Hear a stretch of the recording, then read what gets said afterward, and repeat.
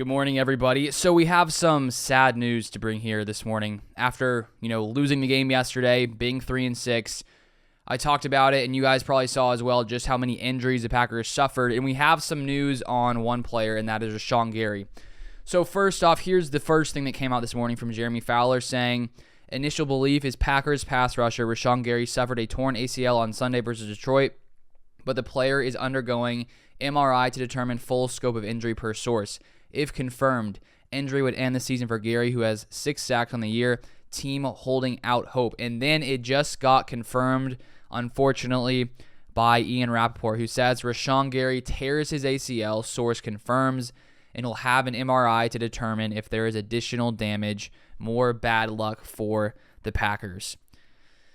So that's very sad news for the Packers in general, and of course for Rashan Gary to now miss the rest of the year. And as we've seen from other ACL injuries like Bakhtiari, Elton Jenkins, Robert Tonyan, it can take anywhere from 9 to 12 months typically, sometimes longer. So who knows how long it'll be until Rashan Gary is healthy, which is just sad because with him being probably the best player on this Packers defense, who has struggled more than we thought they would this year, it's just a tough blow to this Packers team.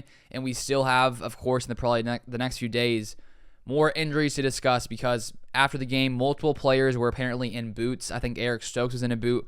Romeo Doubs was in a boot. And it just seems like right now, everything's just pushing against the Packers. Lost 5 in a row, losing one of our best players on the team. And it's just a tough time right now for the Packers overall. And I think coming into the season, there were just tons of high hopes. I was thinking yesterday after the game how the preseason, it was like we were just full of hope, full of expectation that this team could be amazing. And so far, it's just been an unfortunate year for the Packers. So I hope, Rashan Gary heals up. I hope that his, rehab goes well. But the Packers are getting, thinner and thinner. Yesterday was just, so many injuries. I know some people were mentioning the Detroit Lions and their field has turf, which maybe that's part of the problem. I'm a little curious about that, though, because if, turf fields are terrible, how do those teams where it's their home field, how do they suffer more injuries than everyone else? Because that would make sense if turf fields are really terrible, that those teams should have a lot more injuries overall. I don't know if that's the case, but yesterday the Packers just injury after injury. It was honestly mind-boggling how many injuries there were, and every time an injury happened, it sort of felt like there's no way another one could happen. Then another guy goes down. So we'll see. I'll keep you updated with other injuries throughout the week, but this is just tough for the Packers defense. Luckily, we've seen Kinsley Enagbare, JJ Enagbare, the past month or so start to play, I'd say, a lot better.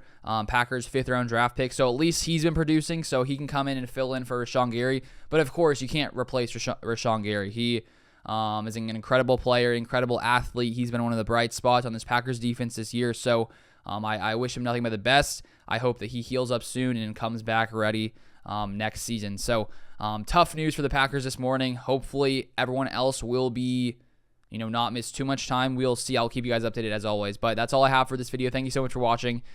See you guys next time.